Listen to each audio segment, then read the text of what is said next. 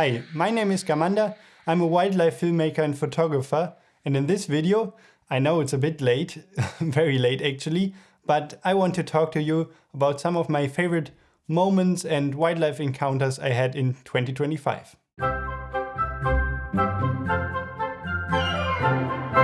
Last year, I again got to spend some time in Finland for a film production by Oliver Götze. It was the same team I was there with the year before, so it was very fun to already know each other, and in general the trip was a great time. We set out by the end of January for a winter shoot.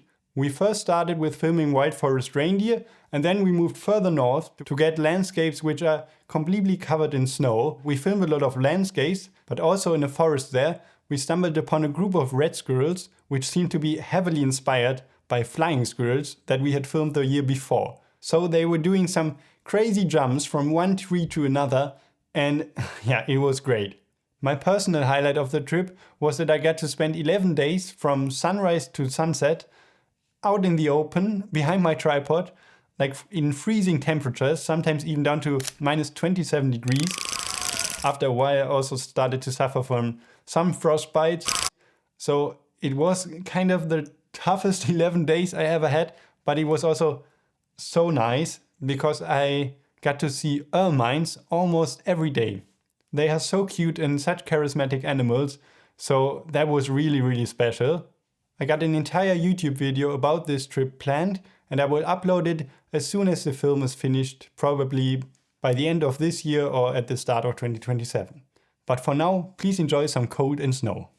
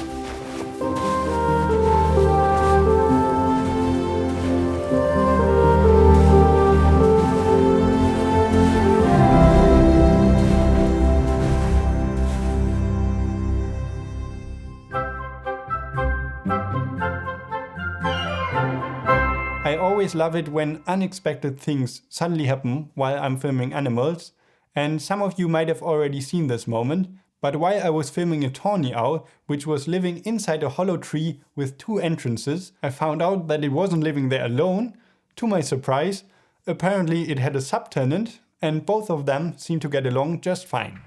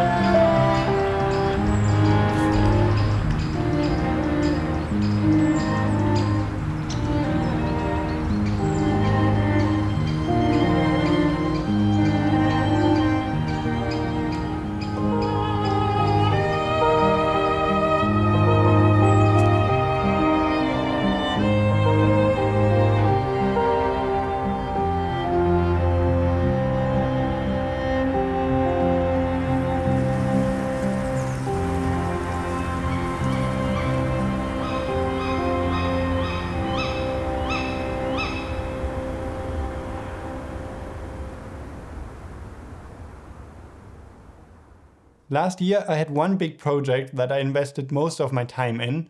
It was producing and filming my first ever TV-length wildlife film. And that means that especially from March to June last year, I was completely occupied just filming for that project. And in July 2025, I then already started with the editing. For the first time, I got to work together with a composer, with a professional sound designer and a colorist. But I may have underestimated the entire post-production of my film a little bit, because from January until the middle of March this year, I didn't have time for anything else while finalizing this film. But the good news is that the film is now finished and I submitted it to some film festivals, so wish me luck with that. It's by far the biggest project that I've ever done, and it was a very intense journey with some ups and downs, like really some low point days. But at the same time, it was also like the most fun I ever had with the project. I can't share any of the footage yet, but you can stay tuned for the trailer that I will upload here on YouTube in the upcoming months. And I will also keep you updated on future festival screenings and so on. But here's now my alternative highlight from April. In compensation for not being able to show you what I filmed last April, I'm now at this beautiful little sidearm of a river.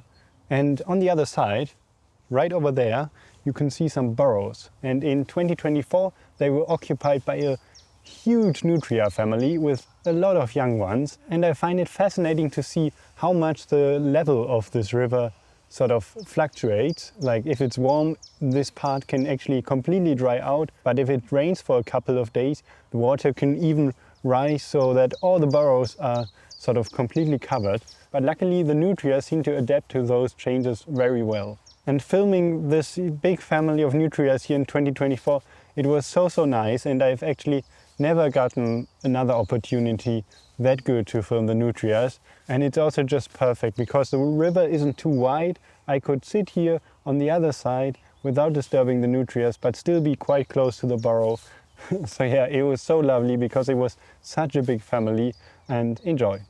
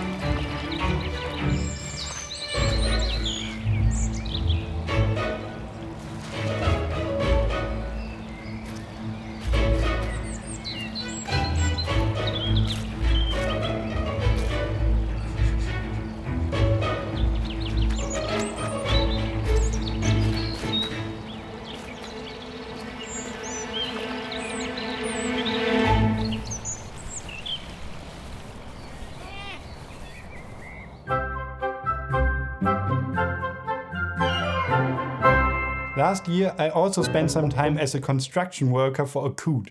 It was my job to get the right materials for the nest. Eventually it was finished. I then checked on them every day to see when they would start to lay their eggs. That way I could then calculate when the young ones would hatch, and that was the moment I was trying to film. So that day I got there before sunrise and set up my camera in the dark, and then I was sort of excitedly waiting, and when the sun came up I could start seeing, and unfortunately I was quite disappointed because all of the young coots already hatched during the night, which was a bit... It was anyways very lovely to film those odd looking chicks and to see the outcome of my construction work. Spring is in general always my favorite time of the year.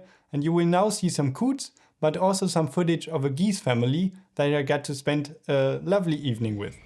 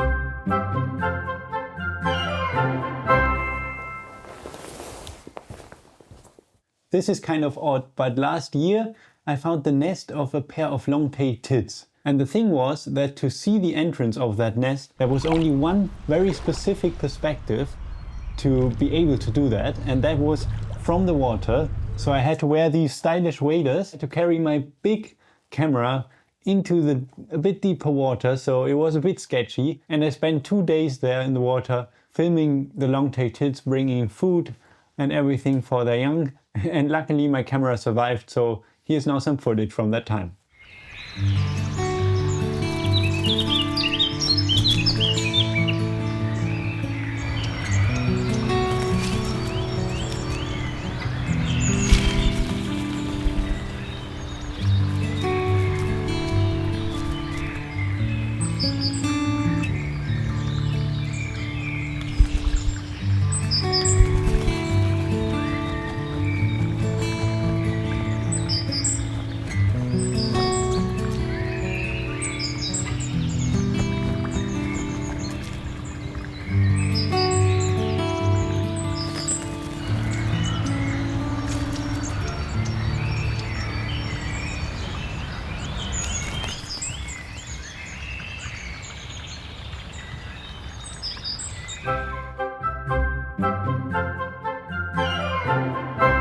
In June I visited my friend Luca, and because we don't see each other too often, that's always already a highlight by itself.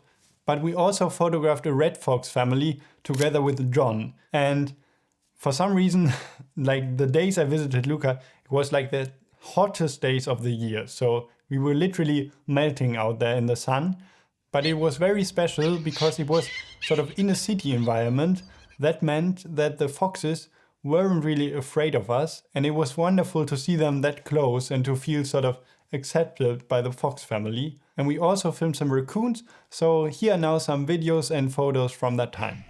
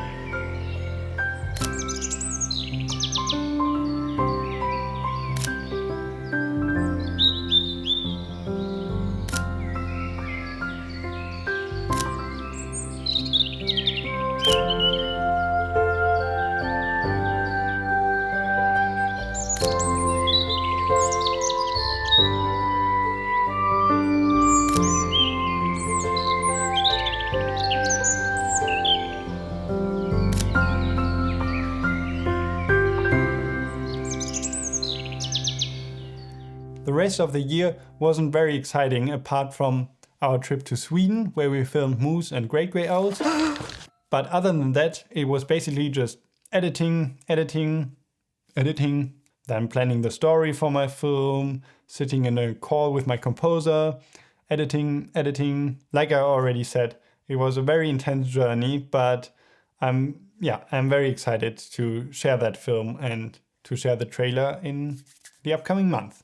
I feel like I always say this at the end of my YouTube videos, but now that my film is finished, I actually hope that I will be able to film more YouTube videos and upload maybe once a month. That would be nice. I got some exciting plans for this year and I would really appreciate you sticking around to see them. So yeah, see you soon. Bye.